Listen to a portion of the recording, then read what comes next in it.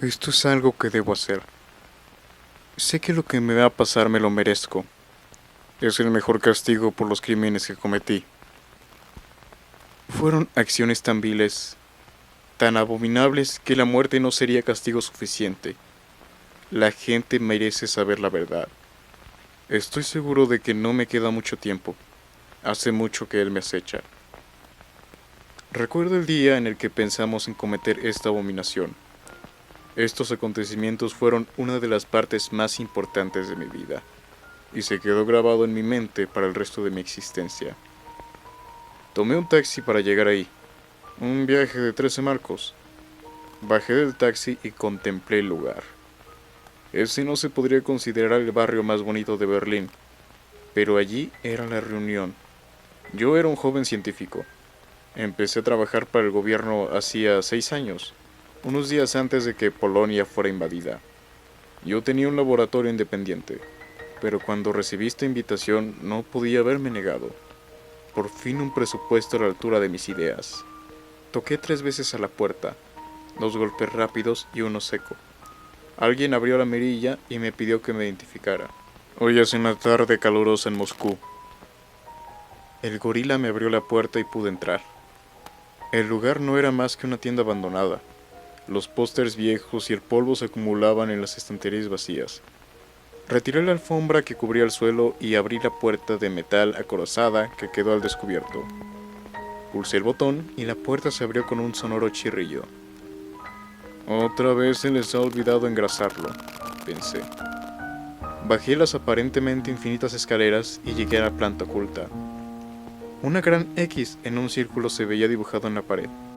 Era el símbolo de esta rama de la organización. Mientras me dirigía a la sala de reunión, vi de reojo varias salas en las que se llevaban a cabo experimentos que, según nuestro comandante, lo que se hiciera ahí no era de nuestra incumbencia. Los largos pasillos con paredes de hormigón encerraban grandes misterios. Finalmente llegué a la sala acordada. 2 guardias armados custodiaban la puerta. Me senté en la mesa y esperé a que llegara el jefe. En la sala de reunión se podía ver el emblema, justo detrás de la gran silla que correspondía al jefe. Había otros científicos conmigo, pero no hablé con ellos. Soy de naturaleza solitaria. Nunca he tenido demasiados amigos. Solo hablaba cuando era necesario y no conocía mucho a la gente con la que solía trabajar, aunque tampoco es que le pusiese mucho empeño. Cuando llegó el jefe, mis compañeros ya estaban sentados. Bien, como seguramente ya sabrán, la guerra no va a nuestro favor. Hemos perdido territorios por todas partes. Y aún peor, ya estarán al corriente de que algunos de los mejores científicos que teníamos se han ido con los enemigos. Por lo que sabemos, podrían estar desarrollando armas atómicas. ¿Y eso dónde nos sitúa? Preguntó un compañero. Nos sitúan que debemos estar protegidos. Ya conocen a los americanos. Seguramente estarán encantados de volarnos por los aires. Debemos atacar primero. ¿Y cómo lo haremos?, pregunté yo. Algunas de las mejores mentes que tenemos se han ido con los otros. ¿Qué sugiere? Sugiero, querido amigo, que debemos crear algo aún más poderoso que las bombas atómicas. Pero estamos pensando que una bomba no sería tan buena idea si el territorio enemigo queda vaporizado. Tenemos que tomarlo, no destruirlo. ¿Y cómo espera conseguir eso? La respuesta más apropiada debe ser humana. Señor, con todos mis respetos, andamos escasos de hombres, respondí. Pero, ¿y si tuviéramos un hombre que equivalece a un pelotón? Preguntó él de forma retórica. Perdone, señor, pero no lo entiendo, contesté yo confuso. Desgraciadamente la evolución va demasiado despacio. Pero si consideramos la manera de crear al soldado perfecto, la guerra acabaría en cuestión de semanas. ¿Un qué? Eso es ciencia ficción. Por eso les he traído aquí, caballeros. Ustedes son los únicos que pueden convertir la ciencia ficción en ciencia. Por eso he decidido clausurar temporalmente sus proyectos actuales para que centren sus esfuerzos en este trabajo. En ese momento no sé cómo me sentí. En parte creía que mi jefe estaba loco, que nuestra derrota aparentemente inmediata le había hecho perder un tornillo. Pero también me sentí emocionado ante la idea de llevar a cabo tal proeza. Durante el resto de la reunión, el jefe nos explicó cómo iba a organizar los grupos y cómo se iba a ampliar el escaso presupuesto a ese experimento, mientras que se reduciría el dinero utilizado en fuerzas convencionales. Fui declarado parte del proyecto y me pusieron junto a unos científicos a los que conocía solo de vista. El jefe dijo que supervisaría el proyecto personalmente. Pasaron las semanas y los meses. Poco a poco íbamos consiguiendo resultados. Sabíamos cómo hacer el sujeto más fuerte, más rápido y más resistente. También hallamos cómo hacerlo inmune a venenos, enfermedades e incluso la radiación, ya que nuestro temor de que los aliados estuvieran desarrollando armas nucleares iba acrecentando a medida que pasaba el tiempo. Un día el jefe me convocó en su despacho. «Disculpe, señor, ¿para qué quería verme?», pregunté algo temeroso. Como supervisor del proyecto 84B, ya sabrá que estoy al corriente de cómo van las investigaciones, ¿verdad? Sí, señor. ¿No lo estamos haciendo bien? A eso iba. Pero en la teoría vamos bien, pero no en la práctica. No creo que nuestros enemigos huyan entre nuestros planos y proyectos. Necesito un sujeto de pruebas real, ya. Pero, señor, dije con un tono temeroso, nadie se ha presentado voluntario para el proyecto. Y si no es voluntario, corremos el riesgo de que utilice sus habilidades para matarnos. Ese hombre me daba miedo. Había sido elegido a dedo por el mismísimo Hitler, y se rumoreaba que lo había elegido por sus antecedentes. Se decía que secuestraba personas y trataba de mejorarlas mediante crueles experimentos. Por eso sentí un nudo en el estómago en el momento en el que me lanzó en aquella reunión la idea del supersoldado. Bueno, en caso de que no encuentre un sujeto de pruebas voluntario, se le considerará como voluntario. Salí de ahí completamente pálido. Hablé con mis compañeros y les expliqué que debía ausentarme debido a que tenía que encontrar a un sujeto. Busqué por todo Berlín. Visité todas las tabernas, todos los campamentos. Busqué entre todos los soldados. Nadie quería ayudarme. Les ofrecí dinero, trabajo, un lugar seguro para ellos y sus familias. Pero desde el soldado más valiente hasta el mendigo más desesperado, todos rechazaban mi propuesta. Un día me encontraba bebiendo en un bar, en uno de los peores barrios de la ciudad. Tenía un aspecto horrible. Llevaba días sin dormir. Tenía ojeras y estaba muy pálido. No podría dormir hasta que encontrara un sujeto adecuado. No quería morir de forma lenta y dolorosa en un maldito experimento. Nunca he sido un hombre religioso, pero en aquel momento rizaba al borde del llanto sobre mi cerveza. Y Dios escuchó mis plegarias. Al levantar la cabeza lo vi. Llevaba un mono de soldado destrozado, y su cara no tenía mejor aspecto. No estaba borracho, pero la tristeza se reflejaba en sus ojos. Más que tristeza, agonía. Sostenía una cerveza en la mano y no miraba a ningún lado en realidad. Parecía llevar días sin afeitarse. E incluso, aunque yo estaba lejos, me llegaba un olor a la peste. A su espalda colgaba una mochila. Me acerqué a él e hicimos contacto visual. Él percibió mi agonía igual que yo lo había hecho. ¿Qué quiere?, preguntó. Su voz era bronca y parecía que en cualquier momento se me iba a lanzar al cuello. ¿Yo? Intenté sonar despreocupado, casi como casual, pero estoy seguro de que notó el tembleque de mi voz. Solo soy un inocente bebedor. Yo también, pero no tengo nada de inocente. Dijo él con un tono depresivo. ¿Y eso por qué? ¿De verdad quieres saber mi historia? Asentí con la cabeza. Verá, yo solía ser un soldado, aunque figuro que sea lo imaginaba por mi uniforme. Vivía en una granjita cercana a un bosque, lejos de aquí con mi mujer y mi hijo. Teníamos una vida humilde pero muy feliz. Solía pasear con mi mujer, íbamos al cine y me encantaba pasar tiempo con mi hijo. Pescábamos, dábamos paseos por el bosque y le encantaba jugar en los parques. Todos los demás lo compraban unas chucherías y nos íbamos al parque a una excursión. Se podría decir que nuestro sitio era el bosque, sin embargo tuvimos una mala cosecha y perdimos mucho dinero.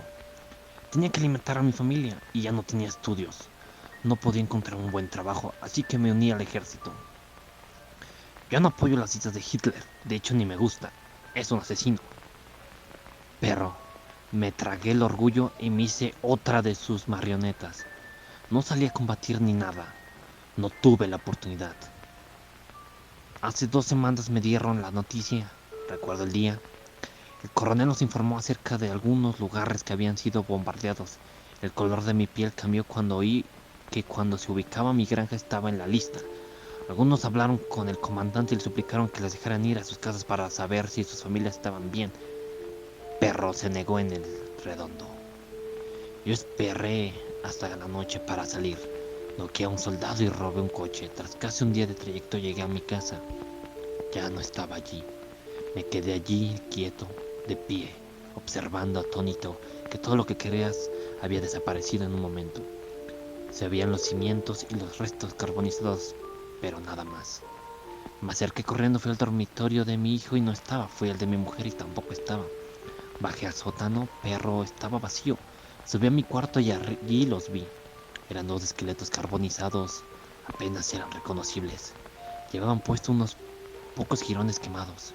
Todavía les quedaba algo de pelo y su piel negra dejaba ver los huesos. Su estado de descomposición era evidente. Me puse a llorar. De rodillas, estuve allí horas, hasta que se puso el sol. Cuando paré me fijé en un detalle. Aunque estaba todo cocinado y apenas quedaba nada, encontré una fotografía. Era la del día de mi boda. En ella estaba mi mujer sonriente mientras yo la besaba en la mejilla. Ella llevaba un precioso vestido de boda y yo tenía un traje negro, el cual había sido hecho a mano por mi anciana madre costurera. Una lágrima salió de mis ojos, resbaló por mis mejillas y cayó en la fotografía. Estando de rodillas, vi un destello debajo de la cama. Era un baúl de metal y yo sabía que sobra que contenía lo saqué y lo abrí. Era un milagro que estuviera entero. Mi traje negro de boda seguía ahí, intacto. Lo metí en la mochila que ahora ve y fui muy lejos de ese lugar. Lo único que tenía allí eran recuerdos y eso puedo llevarlo a donde sea. Cuando terminó de contarme su historia, me dejó en estado de shock. No sabía qué decir. Le puse una mano en el hombro y le dije lo mucho que lo sentía. Si no me suicidio, no es porque sea un cobarde, sino porque no quiero morir de forma inútil. Aunque supongo que la muerte es la mejor que puedo esperar de la vida. Continuó. ¿De veras? ¿Realmente no le importa morir? Él asintió. Entonces, tengo una oferta que le interesará. Verá, soy científico. Necesitamos un sujeto para realizar un experimento que pueda cambiar el curso de la guerra. Pero el experimento es peligroso y tiene muchas posibilidades de acabar con la vida del sujeto. ¿Le interesa? El hombre permaneció en silencio durante unos segundos. Después asintió con la cabeza. Unas horas más tarde llegamos al lugar de pruebas. El jefe nos hizo llamar al sujeto y a mí. Bien, caballeros, es un placer tenerles aquí. Buen trabajo, doctor. Y supongo que usted es nuestro voluntario, ¿verdad? El jefe y el sujeto se dieron la mano en silencio. El sujeto seguía teniendo la misma cara que tenía en el bar. Así me gusta. Dijo el jefe sonriente. Un soldado callado es un buen soldado. Bueno, será mejor que se retire y nos deje al doctor y a mí solos. En la puerta, un científico le dirá a dónde tiene que ir. El sujeto abandonó la sala y cerró la puerta tras de sí. Bueno, doctor, me alegro de que haya tenido éxito en su búsqueda. Como creíamos que no íbamos a encontrar a nadie, nos tomamos la libertad de buscar otros voluntarios en los campos de exterminio. Tenemos unos 12. Bueno, intervine. Eso es una buena noticia. Dígame, ¿qué herramientas tenemos para trabajar? Verá, lo que le voy a contar es algo completamente confidencial. Yo no entiendo mucho de esto. Lo que le diré es algo que me contó uno de los chicos del laboratorio. Vamos a utilizar una sustancia que se podría llamar modificador molecular. ¿Cómo? Sí, un modificador molecular es un poco complicado, pero permite al sujeto modificar las células de su cuerpo a voluntad. Podría elegir la velocidad en la que sus células se reproducen. Esto significa que podría regenerar miembros enteros, modificar los existentes y hasta crear nuevos. Junto a lo que ya han conseguido, tenemos muchas posibilidades de que funcione. Pero, pregunté, ¿de dónde han sacado esto? No es de tu incumbencia, joven. Dijo él con frialdad. Prosigamos. Creo que esta sustancia puede ser muy peligrosa para una persona que no cumple con las condiciones físicas y sobre todo psicológicas. No sabrá cómo controlarse y perecerá inmediatamente. Entonces supongo que deberemos entrenar a los sujetos de prueba. No, doctor. Solo hay un sujeto de prueba, el que trajo usted. Pero ¿qué hay con los 12 de los que me ha hablado hace un momento? Mi joven amigo, esos eran para descubrir de qué era capaz el modificador. Gracias a ellos sabemos la voluntad que requiere y las condiciones físicas ideales. Así que están todos... Muertos. Bueno, ahora quiero que se ponga de acuerdo con los ingenieros y aprenda cómo hacer que la fórmula no sea letal. Durante el siguiente par de meses no hice otra cosa sino trabajar. Aprendí a configurar la fórmula para hacer que se pudiera usar sin matar al sujeto. Ayudé a los ingenieros a construir la máquina en la que lo administraríamos. El sujeto, nunca aprendí su nombre. Así me afectaría menos su muerte o su destino. Fue obligado a consumir una dieta estricta y hacer mucho ejercicio. Pronto consiguió una forma física formidable, pero mentalmente seguía hecho polvo. No importaba qué estuviera haciendo, siempre llevaba a todas partes su traje negro de boda. Incluso se acostaba con él. Ni sabía si se lo quitaba para ducharse. No hablaba. Le comuniqué mis inquietudes al jefe, pero él decía que no podíamos echarnos para atrás después de tanto tiempo y que si moría, ya encontraríamos otro sujeto. Finalmente llegó el día del experimento. Todo el mundo estaba listo. Estábamos en una sala llena de máquinas y de gente trabajando. Había unos cámaras que tenían la tarea de grabar el experimento para su posterior análisis. Acompañé al sujeto a una especie de cabina metálica que tenía un pequeño pero grueso cristal desde donde podríamos ver su rostro y parte del torso. Ni siquiera para la prueba se quitó el traje. Bien, ahora le explicaré cómo vamos a hacer esto. Primero le meteremos en la máquina y le inyectaremos el modificador molecular para que le haga efecto por dentro. Dolerá bastante, se lo advierto. A continuación, el mismo modificador, esta vez en forma de gas, se meterá por los poros de su piel, afectando de esta manera al exterior. Y por último, la parte más importante. Para que esto funcione tendremos que desarmarle, por así decirlo, con unos rayos de energía que saldrán de las paredes. Si quiere sobrevivir, tendrá que ordenarle a su cuerpo que le dé forma. Como tendrá el modificador en sus genes, ya no podrá hacerlo. Recuérdelo. Se metió en la máquina. La amarré bien con la ayuda de otros científicos y busqué entre los instrumentos una enorme jeringuilla. Miré al jefe, quien me observaba desde una ventana circular por encima mío. Echó una mirada atrás y al volver a mirarme asintió con la cabeza. Inyecté el suero y el sujeto hizo una mueca de dolor y se sacudió violentamente. Cerramos la cabina con una palanca y tras una combinación de botones la cabina se llenó de una niebla densa. Esperamos 20 segundos y después giré la palanca que activaba el rayo. La cabina se iluminó junto a un sonido ensordecedor. Tras unos segundos eternos pudimos ver lo que había dentro de la cabina. El ser que nos observaba ya no era humano ni por asomo. Lo único de humano que tenía era su forma y el traje negro que llevaba puesto. Su rostro se había esfumado. Su cabeza parecía un lienzo en blanco. No tenía ojos, ni boca, ni nariz, ni pelo, ni ningún rasgo facial. Todos los que pudimos verlo estábamos inmóviles. El sonido fue cortado por el megáfono llamándome. Me dirigí allí mientras todos seguían contemplando la criatura que tenían enfrente y que solo hacía pocos segundos era humano. El jefe me estaba esperando en su despacho. ¿Y bien? ¿Ha funcionado? ¿Funcionado?, dije furioso. Lo único que he visto es que hemos convertido a un hombre en un monstruo, que creo que está muerto. ¿Muerto? Sí, o se mueve. Dele tiempo, doctor. Y a propósito, si usted vuelve a amenazarme, le juro que descubriré lo cómodas que son las instalaciones de un campo de concentración. Cuando estaba a punto de replicar, un científico entró corriendo en la sala. «¡Doctor!», dijo jadeando. No sabría decir si el pánico o de la felicidad. «¡Se está moviendo! ¡Está vivo!». Oí cómo se deschorchaba una botella de champán y el tintineo de unas copas. Parece que su experimento ha sido un éxito, dijo el jefe mientras servía 2 copas de champán. Brindemos por ello. Ese día se celebró una gran fiesta en la que participamos todos. Hasta yo bebí un poco.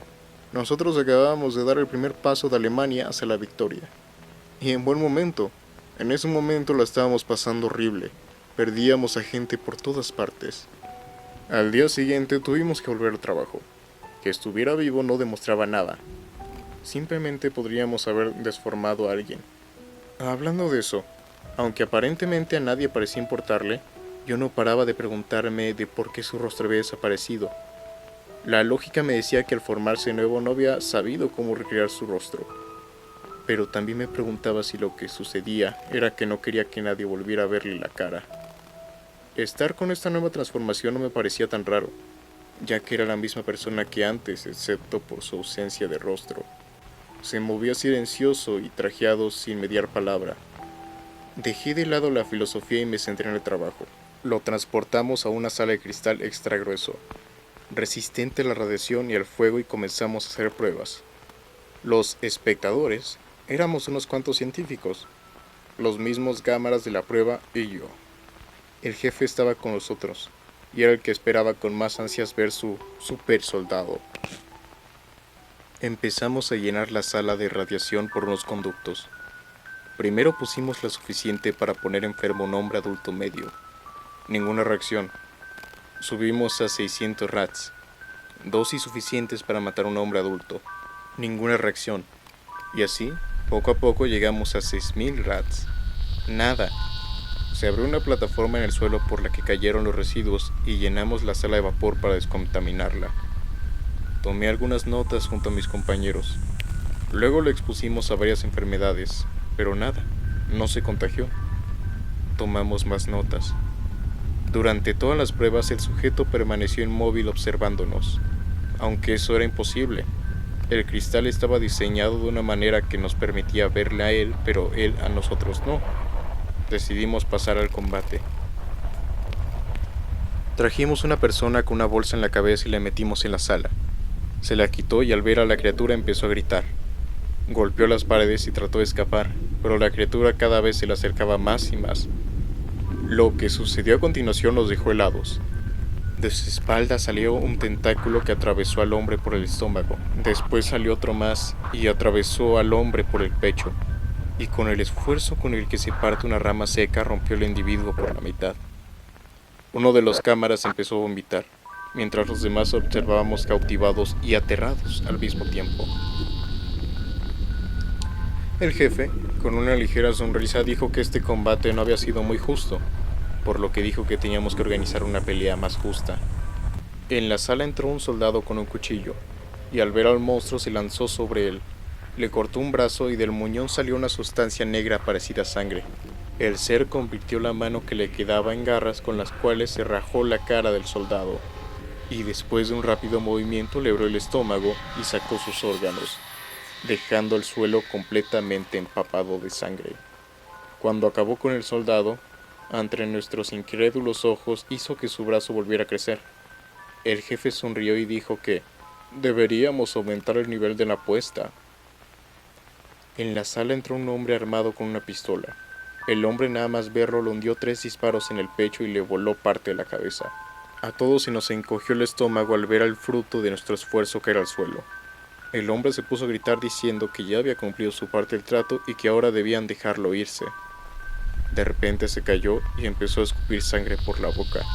Miramos a su pecho. Estaba atravesado por un tentáculo. El ser levantó a su ahora indefensa víctima, acercó su cara contra la suya, y el hombre vio cómo el agujero de su cara se cerraba. La víctima dejó de patalear y el ser lo tiró con fuerza contra la pared. Quedamos todos en silencio. Mediante un vapor que salió de las paredes obligó al ser a volver a su jaula y pasaron varias personas a limpiar la sangre y a recoger los cadáveres en bolsas negras. El jefe no podía estar más orgulloso. Por fin había creado lo que quería, una máquina de matar perfecta que no sentía piedad, que era casi indestructible. Tal era su estado de ánimo que incluso nos dio una bonificación salarial ese día. Más tarde yo y mis compañeros nos reunimos en su despacho para hablar sobre los resultados del experimento. Caballeros, no podría estar más orgulloso. Por fin lo hemos conseguido. Ahora nada podrá detenernos. Señor, hay que hacer más pruebas. Lo hemos visto actuar. pero todavía tenemos que verle trabajar en espacio abierto. No es lo mismo matar algo en una sala pequeña iluminada que en un bosque oscuro, dije yo. Bueno, tiene razón. Tenemos que preparar una prueba en el exterior. Y a propósito, ¿cómo va a hacer que esa cosa entre y salga sin matar a nadie? Esa es una buena pregunta, Intervino un científico. Por suerte yo ya he pensado en ello. He diseñado este collar eléctrico. Por muy indestructible que sea, esto le producirá suficiente dolor como para noquearlo. Una descarga de esta preciosidad alargada a 30 segundos es lo bastante potente como para matar a un hombre adulto. Ese tipo me pone nervioso. Parecía disfrutar demasiado con su trabajo, mientras que yo todavía seguía reflexionando de dónde habían sacado esos pobres hombres a los que la criatura había asesinado hacía solo unos minutos. ¡Perfecto! Dijo el jefe sonriente. Me alegra ver a alguien que piensa en todo. ¿Y qué terreno vamos a usar?, pregunté yo. Podríamos usar un área perteneciente a un bosque. Podríamos vallar el perímetro estableciendo y colocaremos torres de la vigilancia por toda la zona, desde las que nos informarán cada paso que dé. A la noche del día siguiente todo estaba preparado y junto con mi equipo fui al despacho del jefe desde donde escucharíamos las transmisiones. En su despacho había bastantes equipos de radioaficionado, unos 6, uno por cada vigilante. Cada equipo tenía un nombre encima que explicaba dónde se localizaban cada uno. Había uno en el extremo sur, otro en el extremo norte, otro en el extremo este, otro en el extremo oeste, otro en el centro norte y otro en el centro sur. El vigilante del extremo sur llamó para informar de la correcta colocación de la criatura en el perímetro. Tras unos minutos de silencio, el extremo oeste avisó de la visualización de la criatura y que parecía estar quieto, observándolo. Recuerde, si ve que se acerca demasiado, use su control para activar el collar. Durante unas horas no pasó nada. Solo recibíamos transmisiones que informaban si veían al ser. Todos coincidían en que era extremadamente rápido y se escondía en los árboles con muchísima facilidad. Varias veces los vigilantes tuvieron que activar el electrocollarín cuando se ponían nerviosos y todos informaban de la desaparición de cualquier signo de vida animal minutos antes de avisar a la criatura. Sin embargo, una transmisión fue algo inusual. Provenía del puesto localizado en el centro norte. Nos informó de que cerca de su puesto de vigilancia había un parque de juegos y que la criatura se encontraba en él.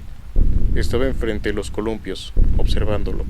A continuación, en palabras del vigilante, creo que está llorando. Pude leer la expresión de incredulidad de mis compañeros instantáneamente, que seguro yo también tenía. El jefe se adelantó al micrófono y preguntó con un tembleque en la voz. ¿Puede repetir? No creo que le hayamos oído bien. Señor, dijo el vigilante, está sollozando. Está de rodillas con la cabeza baja y temblando. Yo comencé a pensar, a intentar encajar las piezas. Recordé nuestra primera conversación. Entonces lo comprendí. Estaba recordando a su hijo. En parte era humano. Aquella cosa seguía pensando. Era inteligente. No estábamos experimentando con un animal, sino con un hombre. Todo estaba mal. Acababa de darme cuenta de que era tan malvado como el jefe, tan vil y despreciable como ese cabrón. En ese momento solo quería irme, pero el jefe no me habría dejado. Estaba pensando en cómo salir de ahí, cuando el vigilante comenzó a hablar. Señor, el ser se ha levantado y se dirige a un árbol. Creo que acaba de recoger una piedra del suelo. Paré en seco. Todos guardamos silencio escuchando lo que estaba sucediendo. Está dibujando algo. Creo que es un círculo con una X dentro. Parece ser nuestro emblema. Esa era la prueba definitiva de que era inteligente. Su celda tenía grabado el emblema en la puerta. Si podía recordar, podía pensar. Y si podía pensar, usando sus habilidades sería capaz de matarnos a todos. Pero no hizo nada más. El vigilante informó de su desaparición. Más tarde comenzamos a oír un ligero zumbido del equipo que correspondía con el puesto localizado en el centro sur.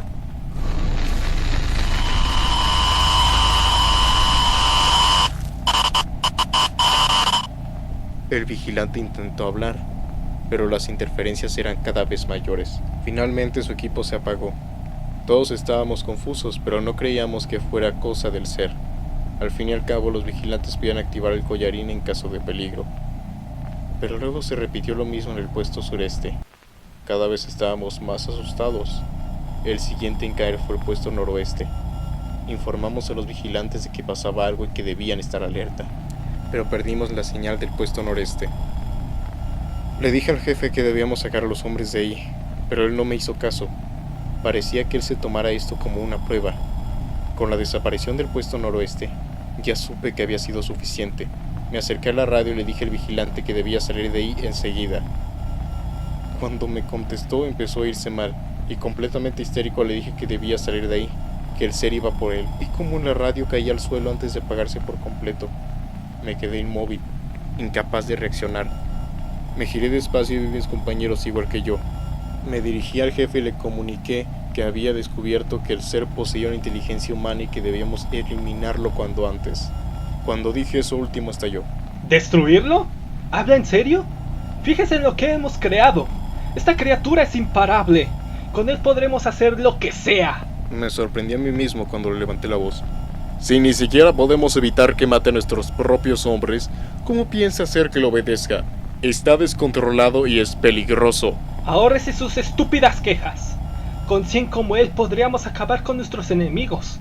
No solo ganaremos la guerra, también dominaremos el mundo. Cuando dijo eso me convencí de que estaba loco. Estaba a punto de decírselo a la cara cuando uno de mis compañeros dijo: Señor, creo que deberíamos enviar a alguien para que lo encuentre. Si se escapa... Tiene razón. Dijo el jefe, recuperando su impasibilidad habitual. Enviaré unos cuantos hombres inmediatamente.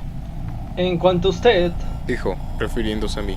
lo mejor será que se tome un descanso para reflexionar.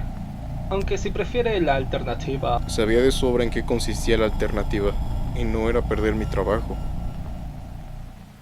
Se me concedió un retiro de una semana, la cual pasé sin salir de casa. Estaba convencido de que el ser había escapado, que me seguía y que estaba al acecho, en la soledad de mi hogar. Tuve miedo de plantearme cuestiones morales. Sabía que lo que estaba haciendo estaba mal, pero no lo dejaba por miedo, por mi estúpido miedo. Antes de poder llegar a una conclusión, pasó el plazo y tuve que volver a ese lugar de mala muerte. Cuando volví al laboratorio pude comprobar para mi alivio que la criatura había sido recapturada.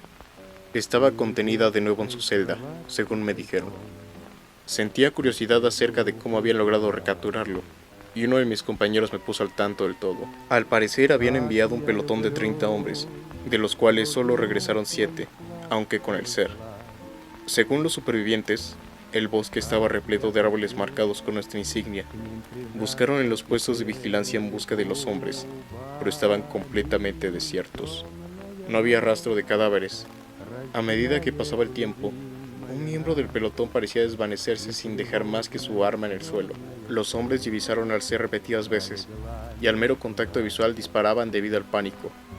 Pero una vez que se desvanecía el humo del arma, el ser había desaparecido. Finalmente consiguieron divisarlo y activaron el collar en vez de disparar. A continuación, mientras el ser estaba tumbado en el suelo, le hundieron una ráfaga de tiros, incapacitándolo lo suficiente como para poder meterlo en una jaula especial y transportarlo en helicóptero a la base. El jefe al parecer se tomó la captura de la criatura como otra prueba. Ese hombre cada vez me daba más asco. Incluso aunque fueran sus propios hombres los que habían muerto, a él parecía no importarle. La verdad es que a veces fantaseaba con soltarlo con el monstruo para que experimentara lo que esas pobres personas habían vivido. Fui convocado por el jefe y tuve que ir a su despacho. Ahí me recibió con una cara completamente seria. ¿Le ha servido ese retiro temporal para aclarar sus ideas? Sí, mentí. Me ha venido bastante bien y creo que ya pienso con un poco más de claridad. Bien, me alegro de que nos entendamos. Ahora debes saber que ya estamos listos para usarlo. ¿Han aprendido a controlarlo? No, eso nos llevaría demasiado trabajo. Ahora hemos trazado un plan de soltarlo en las líneas enemigas y que siga su propia naturaleza. Ante su naturaleza, nuestros enemigos no sabrán cómo enfrentarse a él, y el miedo es el sentimiento más contagioso que existe. Pronto podremos crear más como él. 100 como este garantizaría nuestra victoria. Pero una vez que hayamos ganado, ¿cómo les venceremos? Por muy fuertes que sean, no podrán con un enemigo que les conoce. La ignorancia es su fortaleza. El conocimiento muestra su enemigo más mortal. ¿Para qué quería verme? Hizo bien con el primer sujeto. Quiero que encuentre más. Esa frase hizo que me encogiera el estómago. No pensaba arruinar las vidas de tanta gente. Me niego, dije de forma rotunda. ¿Cómo? ¿Qué ha dicho? Me temblaban todos los huesos del cuerpo, pero estaba decidido. He dicho que no lo haré. Doctor, espero que esté bromeando. No bromeo, señor. He dicho que no pienso hacerlo. No ose dirigirse a mí de esa manera. Lo sabía. Sabía que no era lo bastantemente fuerte para hacer esto. Aquí mucha gente carece de la voluntad necesaria. Creí que dándole ese periodo de descanso podría darse cuenta de que vamos por el buen camino. Pero veo que me equivoqué. Creo que ya no serán necesarios sus servicios. ¿Y qué piensan hacer sin mí? Yo le he dado vida a este proyecto. Sin mí no conseguirán nada. Por favor, usted ni siquiera fue el creador del suero. No creó la máquina. No hizo prácticamente nada destacable. Y lo sabe. Me había echado un farol, y no se lo había creído. Nada me impediría matarle. El jefe sacó una pistola de su chaqueta y me apuntó.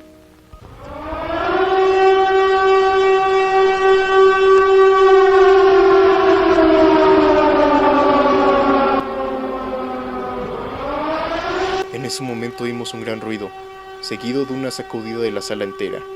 Quedamos aturdidos unos segundos y después reaccionamos. Habíamos pasado por alto el incesante pitido del radar. Estaba detectando montones de aviones. Habían llegado hasta Berlín. Salí de ahí corriendo antes de que el jefe pudiera darse cuenta y me dirigí a la salida. Pero a mitad del camino otro científico se chocó conmigo y me tiró al suelo. Parecía aún más asustado que yo. Gracias a Dios que estás aquí. Dijo él. Tenemos que salir de aquí ahora mismo. ¿Cuántas explosiones puede aguantar este búnker? El peligro no está allá afuera. Esas malditas explosiones han roto la jaula donde teníamos el experimento. Me quedé completamente paralizado. Mi compañero tiró de mí al tiempo que exclamaba que teníamos que salir de ahí. Me recuperé del shock y estaba listo para salir cuando retumbó otra explosión. Pocos segundos después las luces comenzaron a tintinear hasta apagarse. Se incendiaron unas pocas luces de emergencia, pero aún así la oscuridad era bastante densa.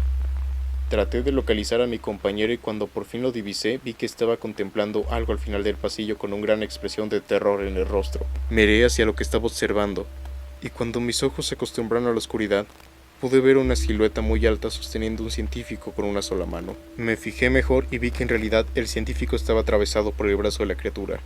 El instinto sustituyó al razonamiento. A duras penas pude convencer a mis piernas de que se movieran, pero lo conseguí y salí de ahí a toda velocidad. Atravesé los aparentemente infinitos pasillos en búsqueda de una salida que no podía localizar a causa del pánico. Cada poco rato las alas temblaban a causa de las bombas, y en 2 ocasiones caí al suelo. Continué hasta que divisé una gran puerta que yo conocía muy bien. Era la salida. Creía que estaba salvado hasta que sucedió otra explosión, pero esta vez procedía de dentro. «¡Las calderas!», susurré para mí.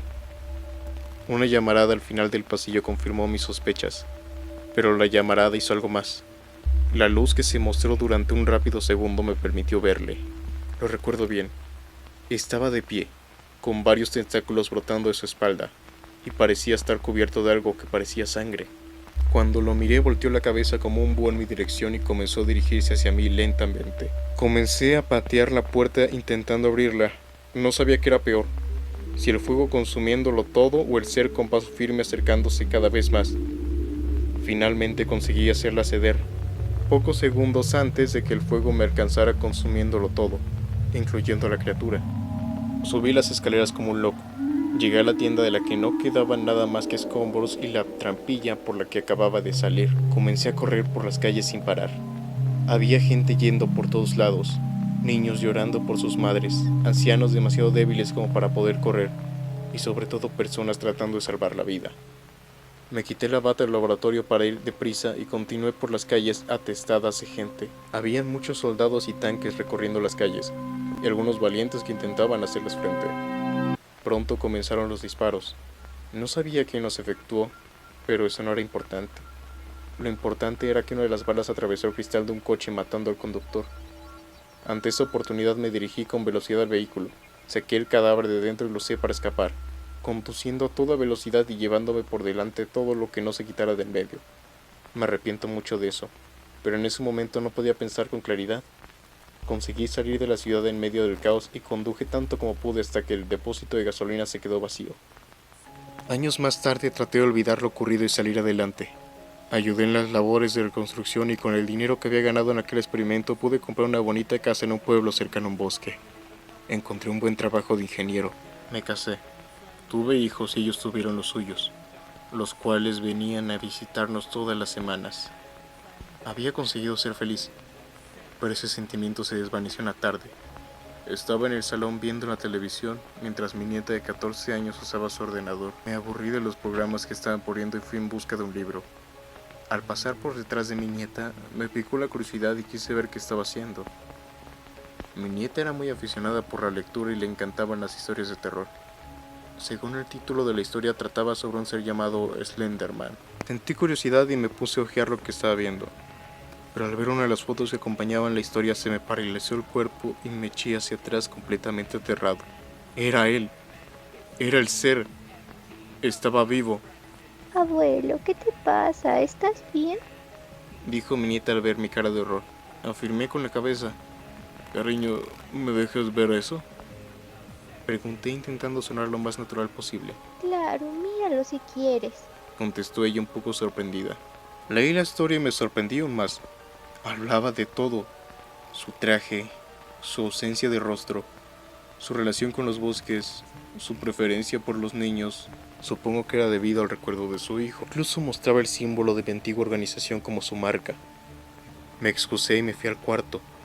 Esa noche las más terribles pesadillas se agolpaban en mi mente, todas relacionadas con ese monstruo. Supe que mi fin había llegado hace pocos días. Salí a tomar un poco el aire al bosque colindante con la casa hace 2 días, y en uno de los árboles pude verlo, ese maldito símbolo. Desde entonces no he vuelto a salir de casa. Me paso aquí todo el tiempo y no permito a mi familia que venga a visitarme. Están preocupados, pero no quiero que les pase nada malo. De hecho, lo he visto, a través de las ventanas. Está ahí, en el bosque, riéndose de mí, y cada vez más cerca. De hecho, ya han desaparecido 2 niños en el bosque. Mi hija les prohibió a mis nietos siquiera acercarse al bosque. Escribo esto desde mi cuarto. Cada vez que miro la ventana, lo veo entre los árboles. No me atrevo a moverme. Creo que él disfruta con mi miedo. Sé que mi muerte se aproxima y es cada vez más cercana. Me lo merezco. Yo crié a este ser, y no merezco otra cosa. La guerra acabó con su espíritu y nuestro experimento acabó por eliminar todo vestigio de la bondad que residía en su corazón. Es curioso, durante toda esta historia no le he puesto nombre. Nunca me preocupé de hacerlo. Ahora sé que mi muerte será a manos del ser conocido como Slenderman.